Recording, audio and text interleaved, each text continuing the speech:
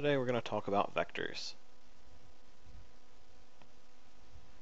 Now, a vector is a thing, and it's a thing that has a magnitude and it has a direction. And a vector can describe things like displacement, velocity,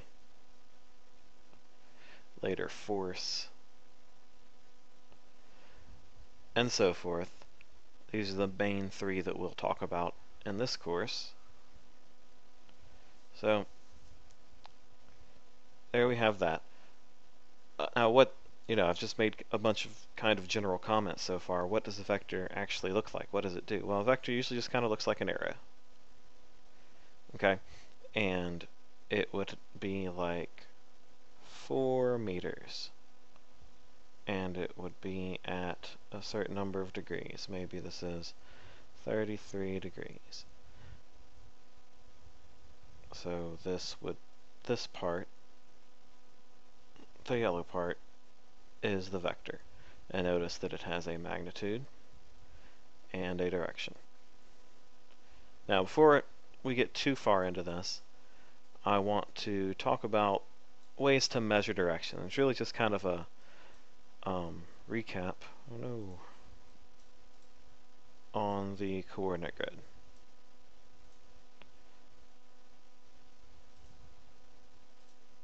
So let's cover that. Say that we have just a grid here, and I have a vector right here, and we happen to know that this is a 35-degree angle. Alright? If we want to talk about the direction of this vector, we can say, this easiest way to do it is just say, and let's give it a magnitude too, just so we have something to say. So say maybe it's 3 meters per second. We can say we have a vector of 3 meters per second at 35 degrees. And that's simple. Now, another thing we can do is we can think about these as compass points. And we can say 3 meters per second at 35 degrees north of east, because we went north of east. Here's east, and we're north of it. So those are the two major conventions you'll see. Just add a certain number of degrees, and at a certain number of degrees, north of east, south of west, east of north, whatever. And I'll talk about those different variations here in just a second. So that's our first, very simple example. So what if instead it looked like this? And here's our grid again. But what if my vector was over here? And it's 1 Newton. You don't know what a Newton is, but I don't care. And we know that this is a 30-degree angle. Well, now we can say it's 1 Newton at 30 degrees north of west. We could also say it was at, instead, it could be at 60 degrees west of north, right? Because if that's 30, that means this is 60, and we could measure it that way instead. So don't forget your basic geometry here, guys. It's standard stuff, right angles, add up to 90. All right? Now, the other thing, though, is what if we wanted to give it just a single angle measure? If we just wanted to say 1 Newton at some number of degrees. Well, how do we figure that out? Well, now this is the convention we'll use most often in physics, by the way. We're talking about this number of degrees. You always start from the positive x-axis when measuring your vectors. So if that's 90, which we know it is, because it's a grid, 90 and 60, gives us 150 degrees. So this would be 1 Newton at 150 degrees.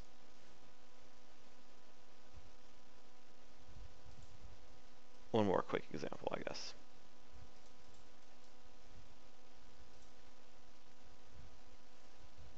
There's a grid. Maybe we have a vector down here. And maybe this is 10 degrees right here. Well, if we wanted to give it the simplest possible name, we would just measure this angle. 4 meters. So we'd have 4 meters at, well, all the way to here is 270 degrees plus 10, so it would be at 280 degrees. Other possibilities would be at 10 degrees east of south, or we could also be at 80 degrees south of east. Yeah, basically every vector can be named, the direction rather, can be named in one of these three ways. Okay, generally I'm going to prefer this. Now you may be asking yourself why we care about any of this for physics. So I'm going to give you kind of the standard, kind of silly example that everyone always uses. Here's a boat. It's the HMS Physics. Anyway, this boat is by a river. And the boat very much wants to get to the other side of the river where there is a happy thing. So the boat wants to get to the happy thing.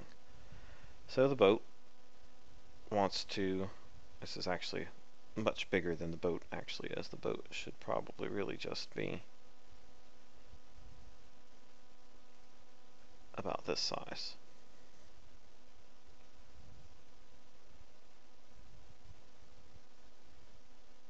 Here's the little boat. Anyway, now the boat is going to be crossing the river at maximum speed, and the maximum speed of this boat is 7 meters per second. That's how fast the boat can go. So the boat will have a velocity vector, here's why we care, of 7 meters per second. Okay, that's what the boat wants to do, 7 meters per second. Now our problem is that the river flows this way at 4 meters per second. So while the boat is going to be trying to go directly across the river is going to be pushing the boat down. So hopefully you can see that the boat is not simply going to go directly across the river and get to the happy thing. The boat is going to do something, it's going to be getting pushed down, so it's going to do something like this and cross the river diagonally. Which is fine, he can still get to the happy thing, so that'll be great. Now how can we figure out how fast the boat actually goes and what direction the boat actually goes? Well, we can use vectors to do that. And so we'll revisit this example in just a moment. So in order to figure out how to deal with our boat and his river problem, we need to understand something called adding vectors. Now, it's really just what it sounds like. It means putting two vectors together and seeing what you get. So let's say, for now we're just going to stick with vectors that are perpendicular to each other. So let's say we have a vector, well, let's do a grid. Let's do a coordinate grid, because that's going to be a good habit for us to be in. So here's a coordinate grid, and let's say we have a vector that is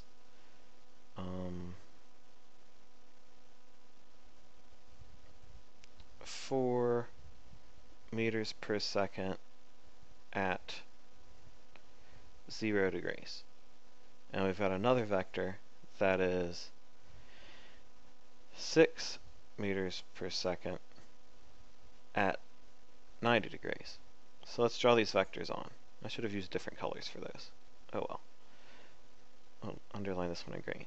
So it's going to be 4 meters per second at 0 degrees. So that means we're going to have this to about here, and that's my 4 meters. Alright, and we'll pick a different color for that. Maybe blue will be good. Here. So it's going to have to be longer, because it's 6 meters per second. It should be per second. And it's at 90 degrees, so that's straight up. Now, hopefully your intuition tells you that the boat, or that these vectors are going to add to give us something kind of slanted off in this direction somehow. Alright, but here's how you'd find out exactly how. Let's use a more official looking coordinate grid. So we start with 4 at 0 degrees. There's one. And then we have another one.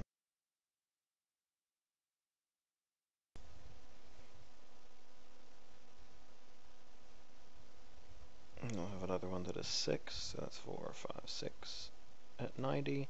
So there are my 2 vectors. Alright? Beautiful. Now we want to know how those are going to interact.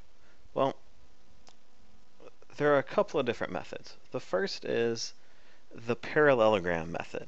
And that means, you know, you've got two sides here, 2 straight lines. Create 2 more that are parallel to the first 2. So I'm going to do this. And this. And you'll have created a parallelogram. And you'll notice that this vector and this vector are parallel and have the same magnitude, and so are these. And so the thing about vectors is you can kind of translate them parallel to each other, like you see here. Like really, these 2 vectors mean the same thing because they're both 6 units straight up. Both of these are 4 units straight to the right. So it doesn't matter where we put them. So we've made our parallelogram. So why have we made a parallelogram here? We've made a parallelogram because what we can do is we can draw a vector that starts from the common origin of the 2 and goes to the common terminal point.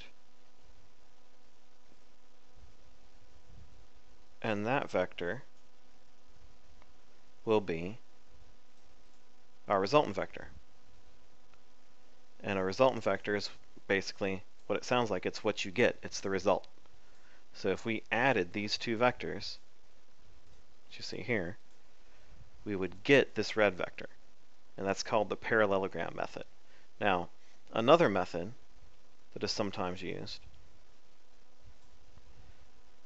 and this is actually the one that I prefer, and I'm going to do some just different random numbers this time, is the triangle method. And it's just a little bit less work. For the triangle method, you pick a vector and you translate it over. So let's translate this vector over to here.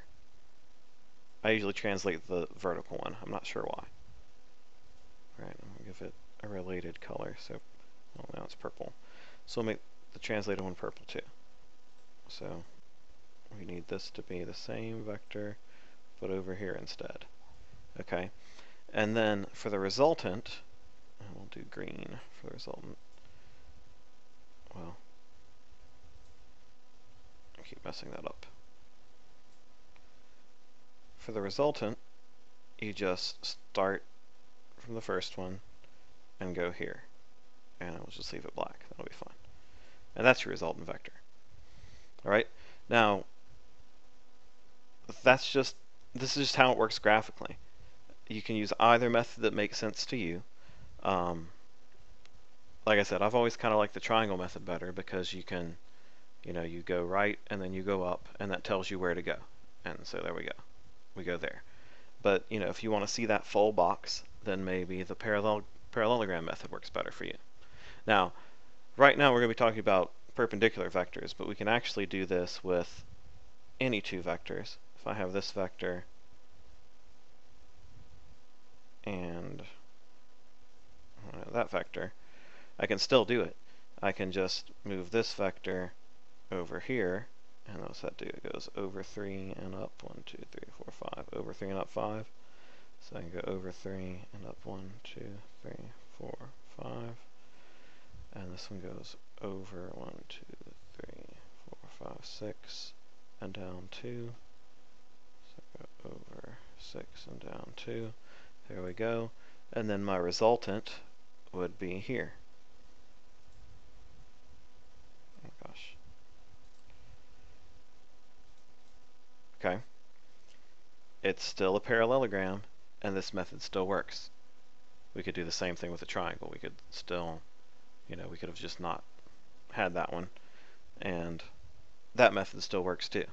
So whatever method you want is going to be fine here, but keep in mind that this is not exclusive to right triangles. Okay. So back to this question. We want to know the sum of these two vectors. Well, we just learned that we can simply redraw this vector, and still 6 meters per second. And then we can get a resultant vector, which I'll do in white, that looks like this. Now, this is a right angle, because these are perpendicular. So if we want to know the magnitude here, we want to know how fast it's moving, we just have to do the Pythagorean theorem. 4 squared plus 6 squared equals m squared, or x squared. I'll do m for magnitude. So we get the square root of 16 and 36, square root of 72. What is the square root of 72? 8.3, let's say. I don't know if that's right. I made that up, but it's close. So we get the magnitude of about 8.3 meters per second. Alright, now, but we want a direction. The direction would be this angle, theta. That's just the Greek character we usually use when we're talking about angles. So if we want theta, we just have to do a little bit of basic trig here. We know opposite, we know adjacent, so we can say tangent of theta equals opposite 6 over adjacent 4. So we can say theta equals the tangent inverse of 6 over 4, which is, I can't do trig in my head, 6 over 4, and then we want the tangent inverse of that. So that's about 56.31 degrees. So at about 56.31 degrees. There you have it. That's how we add vectors. Now, back to here. For our boat, we want to know what's going to happen to our boat. Well, let's just put our two vectors in a little makeshift coordinate plane here. So, there you go. Oh man. Maybe not quite that makeshift. Alright, so it looks like we've got a downward vector at 4 meters per second. So we've got down at 4. Oops. I wanted that to have some color. Down at 4 meters per second. And we've got one to the right at 7. So 7 meters per second. And we need to add these. So we know that we can just translate one to the end of the other. I'm going to translate the 4. So this is still 4. And then for our resultant, we can just draw it like this. Alright, do not try to draw it like this. This is bad. You should never go arrow to arrow. You should always go point to arrow. Okay, so this is good. This is what we want. So this is fairly easy to work. If we want the magnitude here, it's just right triangle. 7 squared plus 4 squared equals m squared. So it's the square root of what? 35 and 16. 49 and 16. 65.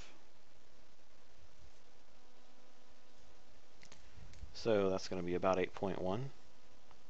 So the actual velocity will be here, like 8.1, and we want the direction. So you happen to know that theta is going to be the tangent inverse of adjacent, opposite over adjacent, so a 4 over 7. So we can do that again too. 4 divided by 7. And then we can take the tangent inverse. So at about 29, call it 30 degrees. So 8.1 meters per second at 30 degrees. And so even with our silly sailboat example, we can see the utility here.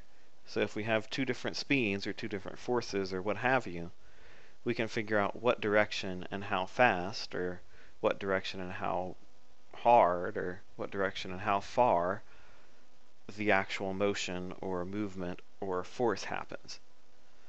So that's why we care about vectors. So your first assignment for today is going to involve mostly finding magnitude and direction of the resultant vector of two vectors. And mostly I'm going to focus on finding direction, because magnitude is just Pythagorean theorem, and that's something you've been doing since like 7th grade. So I'm going to do like 1 or 2 examples here, and then you'll get to do the first part of your classwork. So we'll start with a grid, and we'll pretend it isn't sideways. And then I'm going to say we have two vectors, and maybe we have a vector down, and maybe this is 4 meters per second. Oh, I keep choosing 4. I'm going to change it, 14. Right, and we have a vector to the left, and this one is 18 meters per second. And we want to know the resultant vector. So what we need to do is we can pick either one and translate it. I'm going to translate the sideways one this time. No, the vertical one. So we rewrite our down. This is still 14 meters per second. Alright, then for our resultant, we start at the point and we go to the arrow. So that's what our resultant vector will look like. We know that's the right angle. So we can do 14 squared plus 18 squared equals m squared. Now let me note something. This is a direction left, so really this ought to be negative 18, and this ought to be negative 14. Do we care for this type of operation? No, because these are both squared. So when they get squared, they'll just become regular numbers. So okay, 14 squared is 169. Well, let me make sure. I'm pretty sure it is though. 196, excuse me.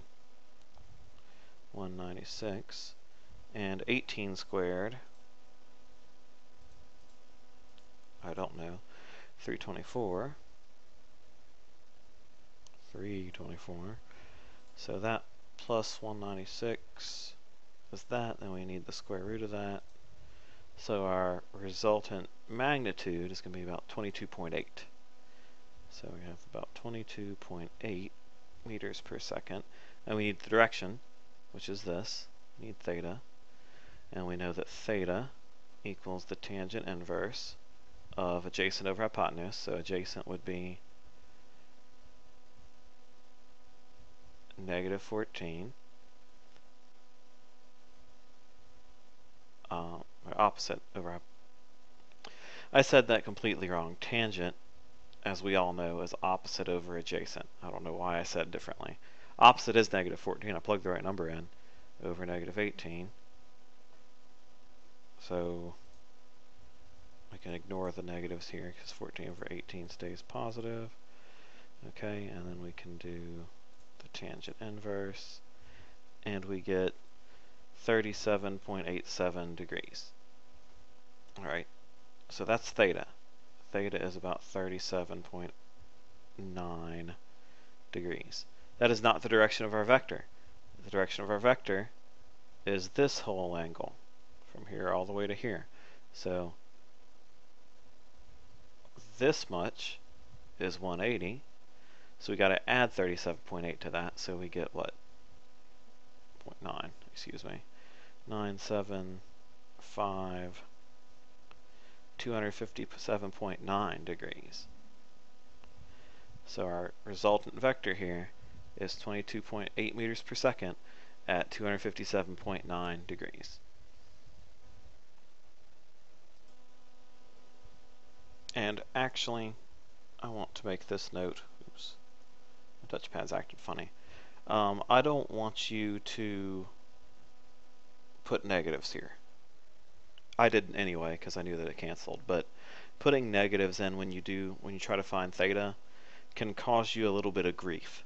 And I'm sure Miss Castle or Miss Jones will talk more about that, but I'm not going to worry with it. We just want to find theta, and we'll just manually add the 180 or the 90 or the 270 or whatever to our theta to find our actual direction. So do not plug in negatives here, just to be clear. Okay, I'll do one more quick example, and then that'll be it for this part of the lesson. Oh man, what happened there? That's cool.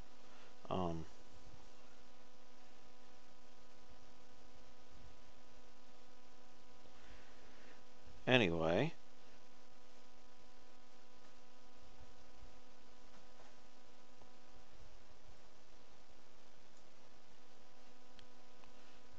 now that I'm done adjusting every setting on this program, here's a coordinate grid.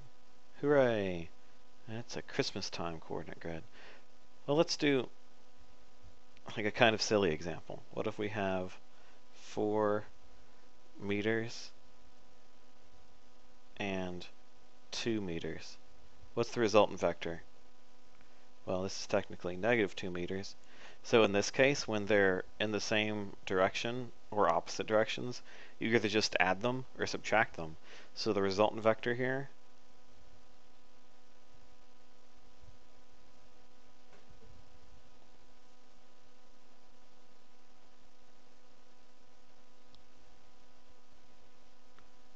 oh my gosh.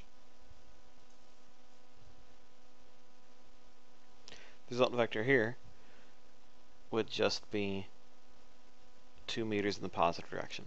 So if I had 4 meters up and then 6 meters up, the resultant vector would just be 10 meters up. You just add them if they're in the same direction, subtract them if they're in opposite directions. Just for the record. So let's do a real example now. Oh no, I ran out of undo, or did I? No, I didn't. Yes, I did. Okay. Now we'll do the real example. Do it over here. Okay, so maybe I have a vector. Switch colors.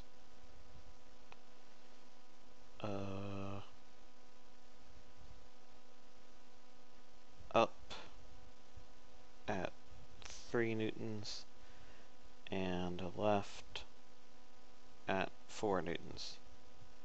I want to know the magnitude and direction of the resultant vector. I'm going to translate my 3 newtons over.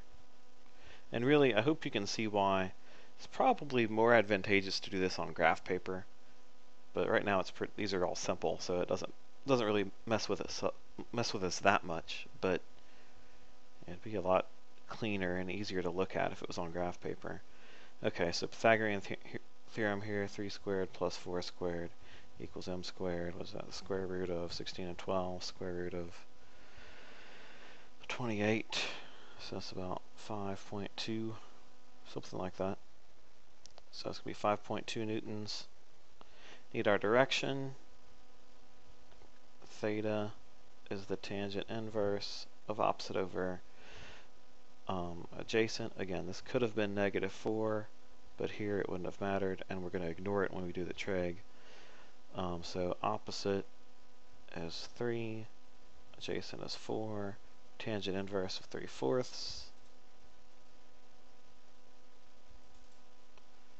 So 0.75 inverse tangent. It's about 36.8. Well, but that's not what the actual measure is. Theta is 36.8. Well, okay. Wait a second. This is 180 degrees. So if we found this measure, we need to subtract 36/8 from 180. You have to be mindful of your basic geometry here, guys. So we get 0.2, 9 minus 6 is 3,